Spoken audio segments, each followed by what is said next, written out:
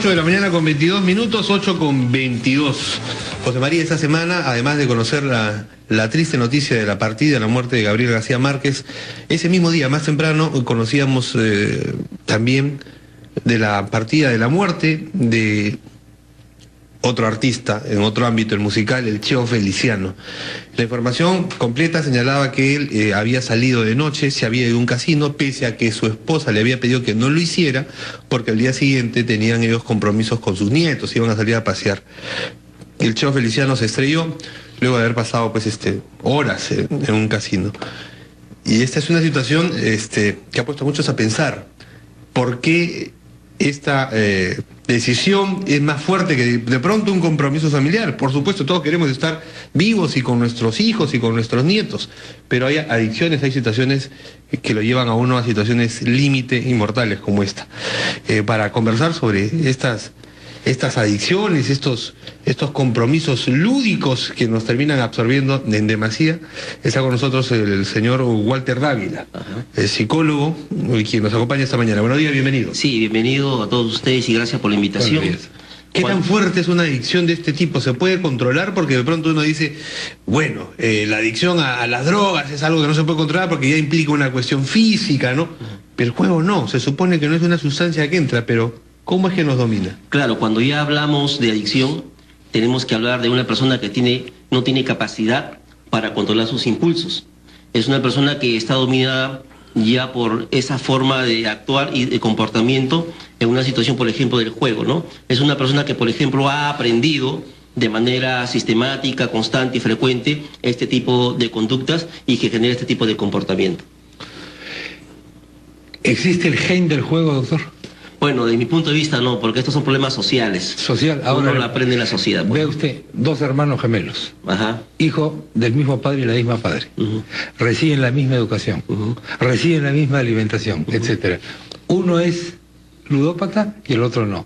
Uno es narcodependiente y el otro no. Uno fuma y el otro no fuma. Uno es alcohólico y el otro no es alcohólico.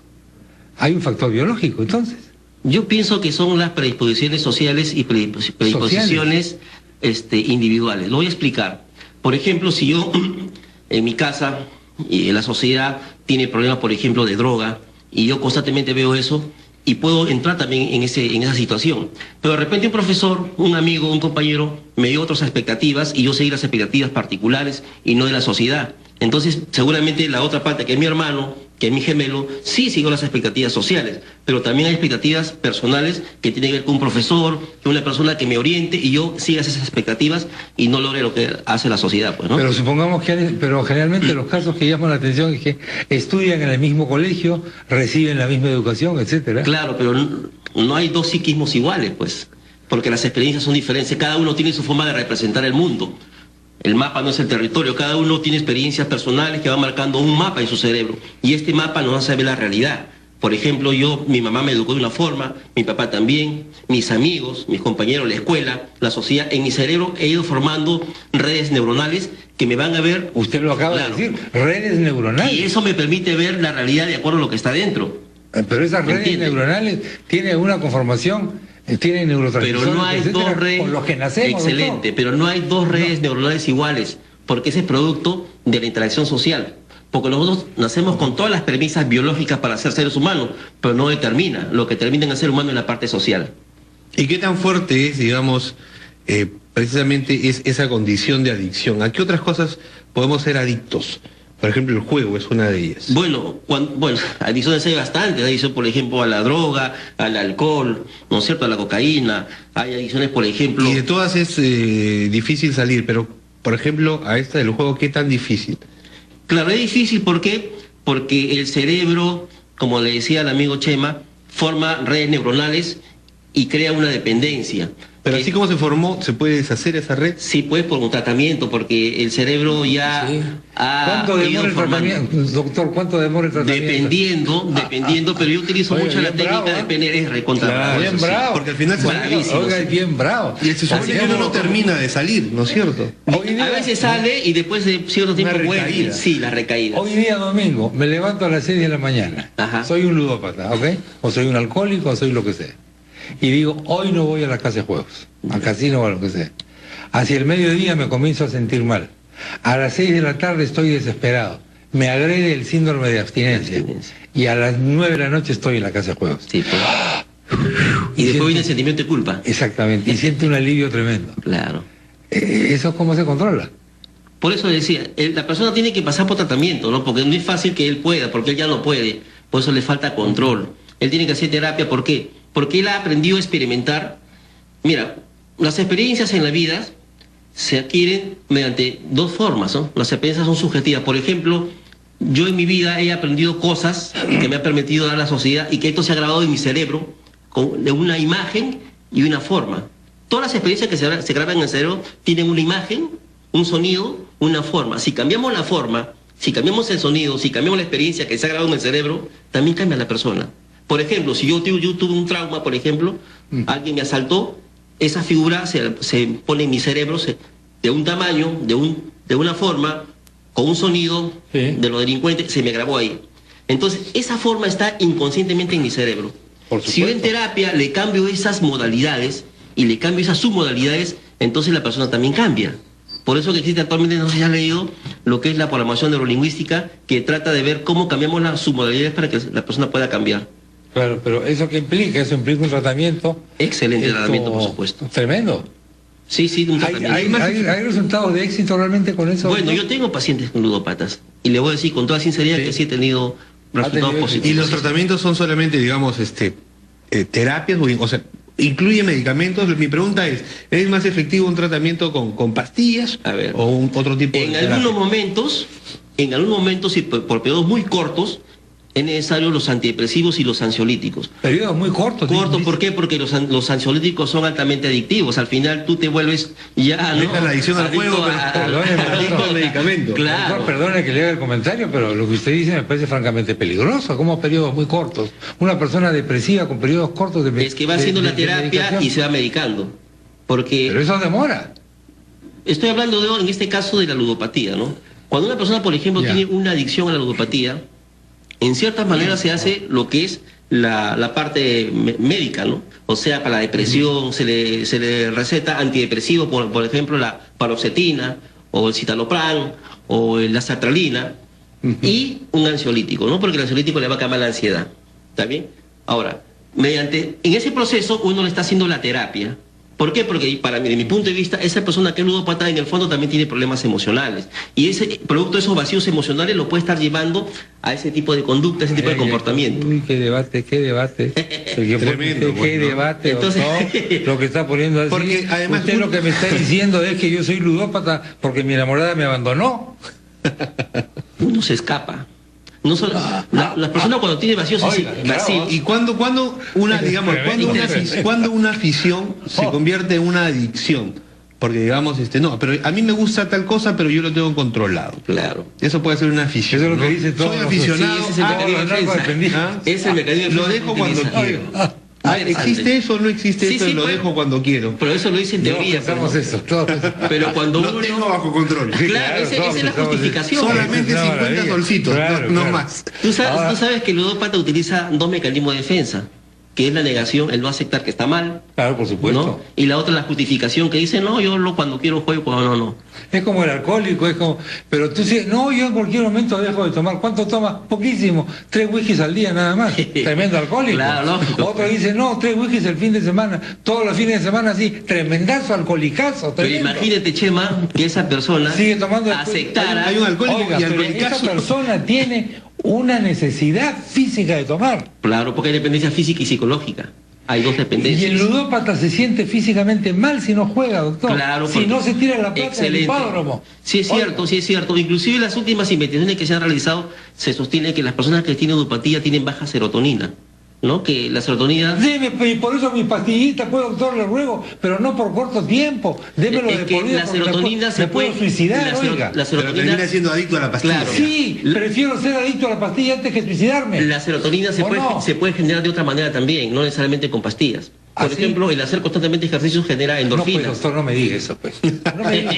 No me diga usted que yo voy a su consultorio. Es una pastilla. Yo voy a su consultorio. Usted dice, usted ejercicio, no puede. No puede. Estoy dando algunas recomendaciones, no solamente esa. Claro, vamos a seguir después de esos rápidos mensajes. Muy bien. Ya volvemos.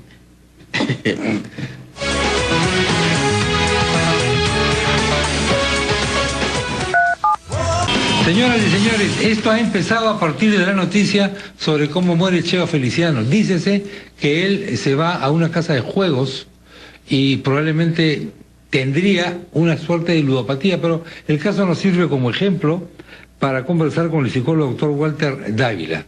Parte de la conversación ha girado en torno a los fármacos y en torno a si uno nace ludópata o se hace ludópata.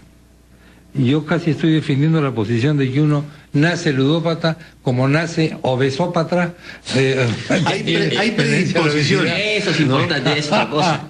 El doctor dice que haya predisposiciones, no hay discusión, pero lo que termine en la parte social. Claro. Que lo que termine en la parte social. Lógico, porque si el que tiene esa predisposición, digamos, la predisposición. Si usted no dice eso porque está defendiendo su chamba, doctor. Es que si aquel que tiene predisposición no se ubica en una sociedad donde no consume por ejemplo, yo conozco no se olvide usted que yo soy de los 60 tardíos y 70 tempranos, ¿ok? ¿De qué estoy hablando? Estoy hablando de marihuana. Claro, claro. Entonces yo he conocido, no soy consumidor, dicho sea de paso, ¿no? Por si acaso, es bueno aclarar esto, pero sí en mi época se consumía bastante y yo he conocido gente, individuos cuyos patas eran marihuaneros, y él no fumaba nada, él no fumaba ni el humo de la nube. Entonces, ¿la influencia social no le parece un poco relativo? Claro, pero también tiene, como le decía, una influencia personal. Tiene que ver de repente con la educación de sus padres, mamá, cómo lo crió, qué base le dio para que él determine si hacerlo o no hacerlo. A eso es lo que yo digo, hay experiencias sociales y también experiencias personales. No porque la sociedad sea corrupta, implica que yo voy a ser así. De repente yo nací en un barrio donde todos eran delincuentes, todos eran drogos, pero yo soy un profesional sin necesidad de tomar ni fumar. ¿Por qué? Lo cual es muy común. Porque las condiciones sociales estaban creadas para hacerlo yo, pero yo seguí otras expectativas que me posibilitaron que yo crezca emocionalmente y sea un profesional de éxito, ¿no? Supóngase que yo soy un ludópata verdaderamente, en mi familia me dicen ya papá, o ya no sé cuántos, o ya no sé qué, o ya tío, ya no. No, hombre, esto es una cosa que yo, por favor, esto es ridículo. Yo en cualquier momento dejo de jugar y no juego y se acabó. Hasta que me presionan tremendamente y me dicen, anda donde el doctor Walter Dávila. Y me voy donde usted, doctor. Es difícil tratar a ese tipo de personas. ¿Qué le digo? Es difícil porque él viene no porque él quiere, sino por la presión. Sí. Y para empezar un tratamiento de estos tipos, primero la persona tiene que estar predispuesta a querer cambiar. Bravo, ¿no? Y para eso primero, lógico, doctor, tiene que reconocer que es víctima de una adicción. O sea, cierto. En la primera etapa, que es la de la negación, si es que no se supera, no hay posibilidad de cura. Pues, no pasa porque él no quiere aceptar que está mal, entonces lo viene presionado. Insisto, doctor. Ahora, yo pregunto ahí. A ver. Disculpa, Ricardo, sí, no, dale. Antes de cambiar de tema. Eso de respetar la voluntad me parece también muy raro. Le cuento por lo siguiente. Supóngase que yo soy un ludópata. No, esto yo lo controlo en cualquier momento. Al primer día vendo el televisor. Después vendo los muebles. Después vendo la cocina. Mi mujer y mis hijos ya están prácticamente en la indigencia total. Tiene que respetar mi voluntad. Y yo, si no reconozco, no puedo ir donde usted, o ellos tienen derecho a agarrarme y amarrarme y ponerme en un de traerlo puedes traerlo. Psiquiátrico. De traerlo puedes traerlo. A lo que voy es que, ¿cómo voy a hacer cambiar a uno que no quiere? ¿Me entiende? Puede estar acá, puede estar en mi consultorio, pero no quiere, pues se va a escuchar. ¿Me entiende? Claro, después esa persona que no quiere está haciendo un daño a la sociedad. Por supuesto, eso ya es otra cosa. A sus familiares, a todo el mundo. Eso no está en discusión. Evidentemente que está haciendo tremendo daño a sus familiares, a la gente que lo quiere afectivamente y que sufre, ¿no? Doctor, insisto en la pregunta, ¿cuál es el límite entre una afición y una adicción? Ya, vamos a explicarlo. Porque a mí me gustan determinadas cosas, ¿no?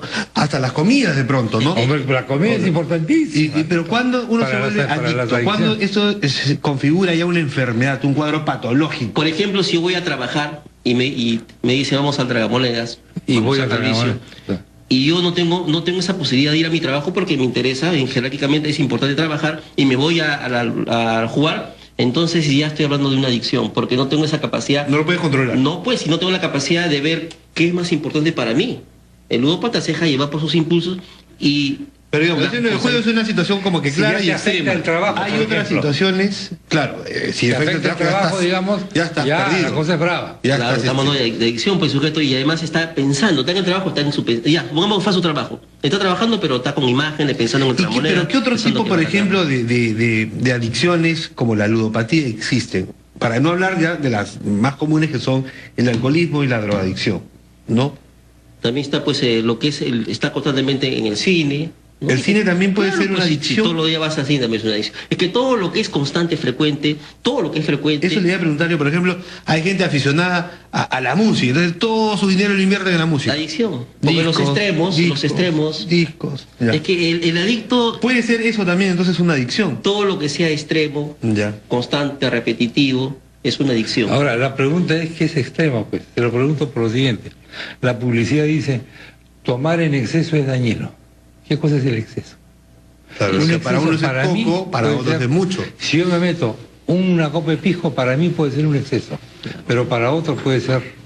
Apenas un bajativo en la comida. Nada, listo. No o como te dice, no fume, ¿no? O prohibido fumar, ¿no? Prohibido fumar. Fumar es dañino para la salud. Es cierto, entonces no está bien definido eso, pues no es algo ya subjetivo, no es algo personal, pero uno ve pues la frecuencia con que uno asiste a determinado lugar, en determinada situación, y uno se va dando cuenta si es ludópata o no.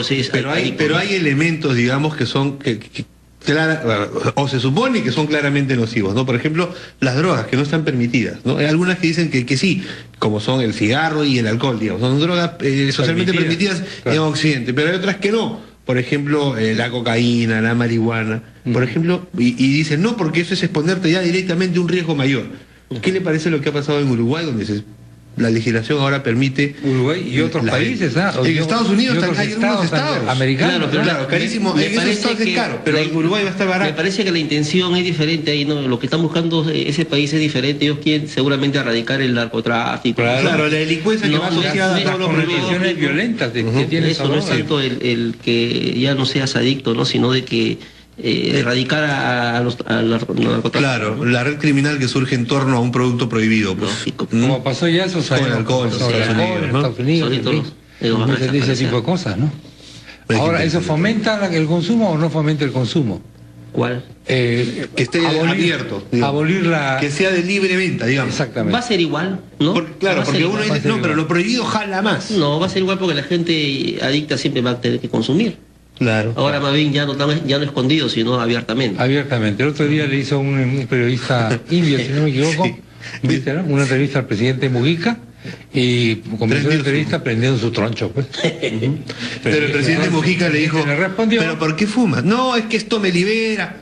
Y Mujica le dijo, mira, si tú para liberarte necesitas un cigarro, estás perdido. Claro, pues ya no está liberado. Bueno, eres país esclavo. Lógico. ¿Usted juega alguna cosa, doctor? No, yo no Aquí es aficionado. Acá es aficionado. No adicto, pero aficionado. Me gusta mucho... La lectura de sus temas. Sí, sobre PNL, lo que es terapia, programación neurolingüística, leo bastante sobre eso. ¿Y lo puede dejar en algún momento o tiene una compulsión, ¿no? Ahí? Es interesante. Está en periodo de negación. Sí, hay momentos que sí estoy leyendo constantemente, que a veces también, como decía el amigo Chema, siempre somos adictos a algo. Me paso las horas leyendo. Usted está en su chamba, digamos. Ya. Y yo lo llamo por teléfono y le digo, doctor, acaba de salir en internet lo último sobre programación neurolingüística, que es un señor de Dinamarca. Está en la página web tal, está en WeTransfer, y si no lo baja usted en este momento, usted se va.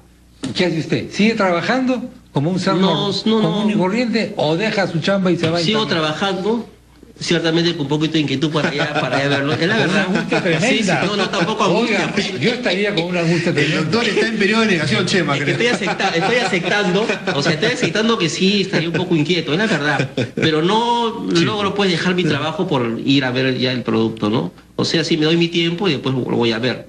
Pero sí hay un poco de inquietud, es verdad, pues, ¿no? Y en el diagnóstico, doctor, se es exacto, digamos, o sea, está claramente determinado cuándo una persona es adicta o hay algunas que tienen parámetros, que no todos son iguales, digamos.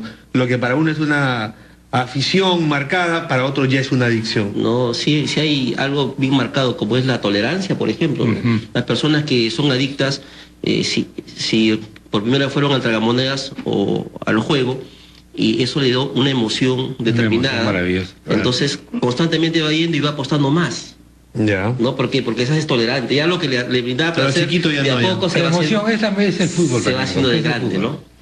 Es una otra, por ejemplo, es la abstinencia, como decía el amigo Chema, ¿no? La abstinencia Te lo quitan y te que pones... quitarle es el una producto, furia. quitarle Es horrible. irritable, ansioso. Hay adicción al fútbol, a verlo. Si estás todos los días en el Todos los fútbol, días, lógicamente. Yo tengo amigos que no sigan a su equipo, así se vaya a provincias, gastan todo Ya, lo que son tienen en adictos. seguir al equipo, en seguir al equipo, en seguir al equipo, y su estado, bueno, sus redes sociales solamente son comentarios y fotos. Claro. Es lo que se llama fanáticos también, ¿no? En el Y el externo. fanatismo es una adicción. Podría ser, ¿ya?